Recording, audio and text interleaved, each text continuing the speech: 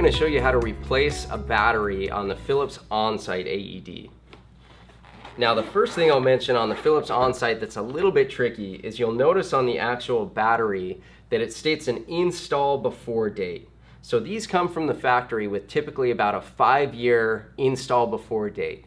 That's not actually the expiration date. What that is that's the shelf life of the battery. So that means this battery can sit on the shelf and I can install this battery anytime before February of 2019.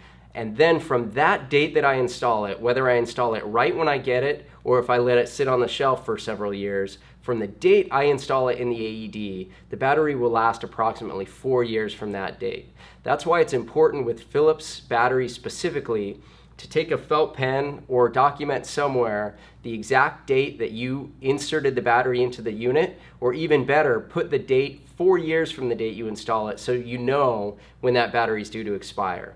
The other good assurance with Philips AEDs is approximately 2 to 3 weeks prior to the battery depletion, the AED will start chirping to let you know that the battery is low. When it is time to replace that battery, what you want to do is open the vinyl case exposing the AED. Then in this case, we do need to pull the AED out from that case and then flip it around, and we'll see on the back that the battery tab is right here. We're going to push down on that battery tab, pulling out that battery, and then we're going to take the new battery and put it in. When we do this, what this does is it initiates a self-test. And so that self-test takes about 1 to 2 minutes, and the AED is going to go through its process of making sure everything is working properly, making sure it has a good battery, and it's actually going to ask you to press a couple of buttons. So we're just going to let it run through its process, and we'll be able to see all that happen here. So I'm going to again place the battery down on the bottom first, and then press in the top and click it into place. Self-test. In case of emergency, press the green on-off button. So the AED will still work in an emergency even when it's going through its self-test. If the orange button is flashing, press it. So it just asked me to verify the orange button, the shock button. Verified. It's verified that. Testing.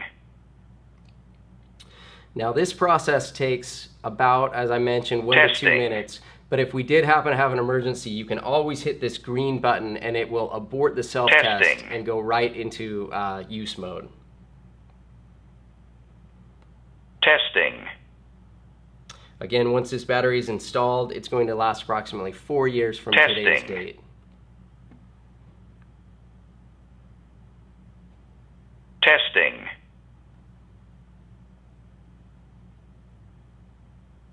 Testing.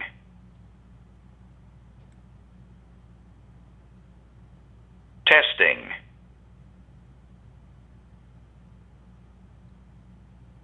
Testing.